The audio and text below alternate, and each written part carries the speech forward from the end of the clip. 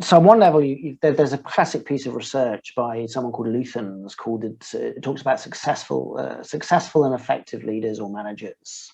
And a successful leader is somebody who gets themselves promoted. So they do all of the impression management stuff. They make themselves look invaluable, and they get promoted up through the chain. The effective manager is somebody who's incredibly good at their job, but doesn't necessarily get promoted. So that they're good, but they don't do the politics work.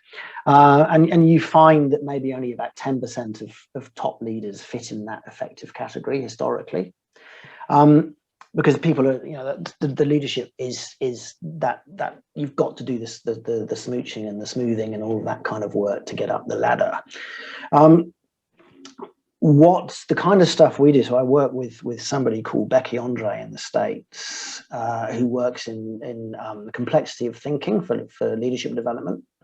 And there's a way of measuring whether the job they have matches the level of complexity of their thinking. So are they able to understand the various different dimensions? Are they able to talk to the various different dimensions or not?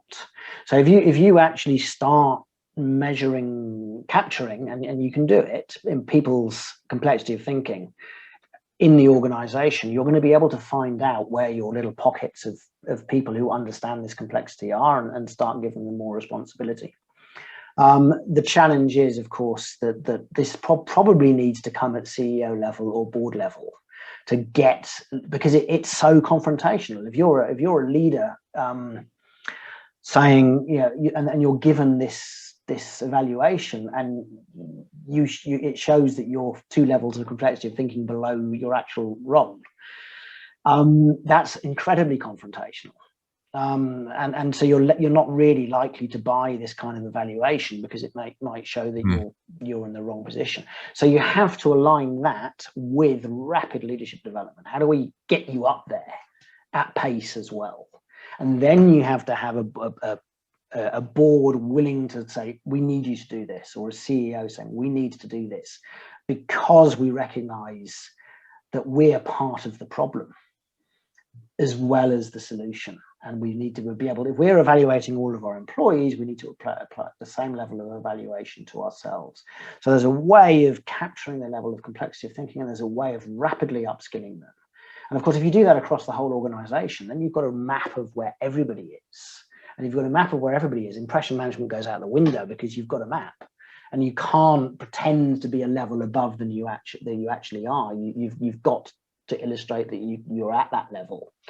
It's a radical approach. I think there are organizations doing it and doing very well doing it, but not many. But that's what I would be hoping to do. And there is the answer. Proper evaluation of the complexity of thinking, rapid upskilling through high quality leadership development. And this is not the vast majority of stuff in the leadership development field. This is going into complexity science and systems thinking and ecosystems leadership, all of these kind of things that you two would both be interested in, I'm interested in, but it's not lying at the heart of most leadership development at the moment.